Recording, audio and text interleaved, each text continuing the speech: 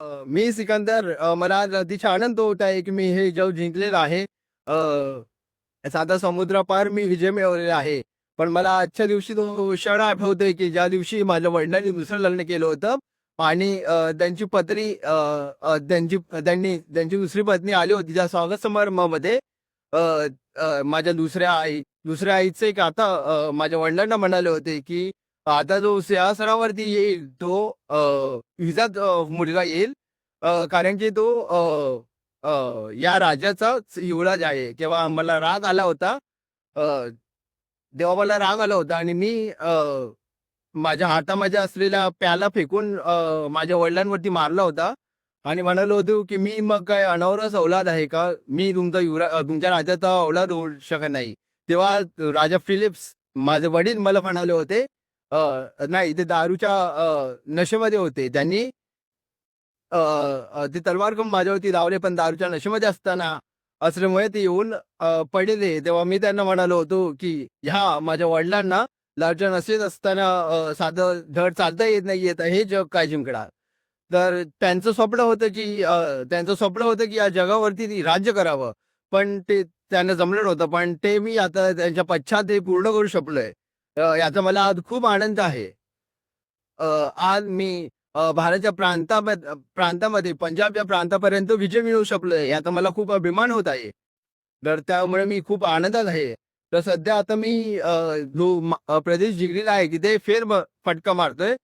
तर यातनं फेरफटका मारत असताना मला तिथे अ, एक वृद्ध बसलेला दिसतोय. तो वृद्ध काय करतोय, ते जरा पाहून या. अ,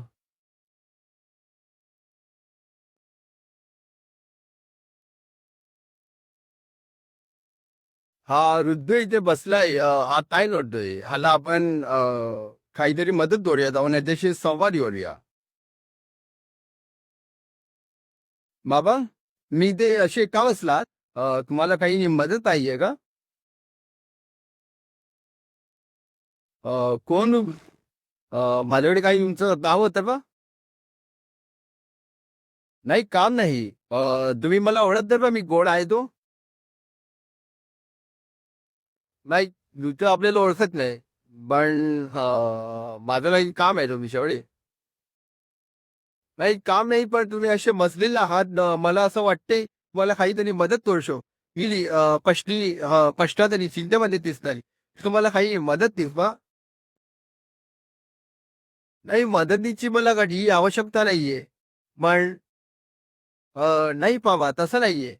अ, मला पाहिजे असेल तर मी सांगतो. मी जगज्जेता सिकंदर आहे.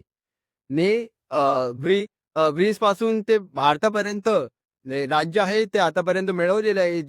जगज्जेता होण्याचं जे स्वप्न मी बघितलं होतं ते मी पूर्ण केलंय. त्या आनंदामध्ये मी आहे. तुम्हाला जर काही मदत पाहिजे असेल, तर तुमचं कष्ट, दुःख काही असेल तर मी ते एका क्षणामध्ये निवारण करून देऊ शकतो. बोला, तुम्हाला काही मदत पाहिजे का? अच्छा. सिकंदर आहेस का? मला काही मदत नको आहे. विचारलीस त्याबद्दल तुझे आभार. नाही बाबा, मी सांगा तुम्हाला काही मदत हवी असेल तर मी करून देऊ शकतो. तुमची जी दुःख-कष्ट आहेत ती मी एका क्षणावर दूर करून देऊ.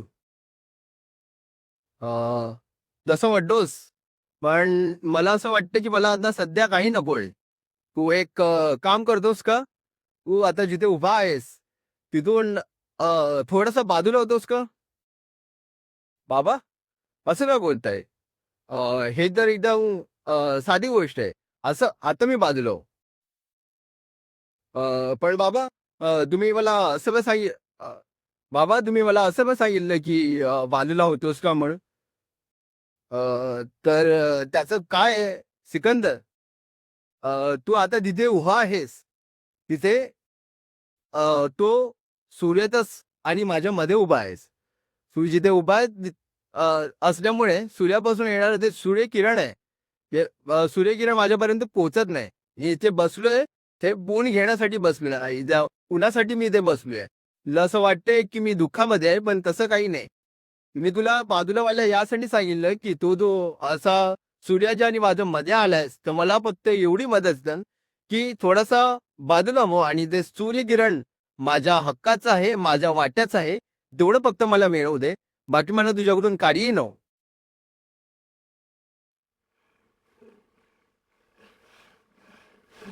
हं, हं.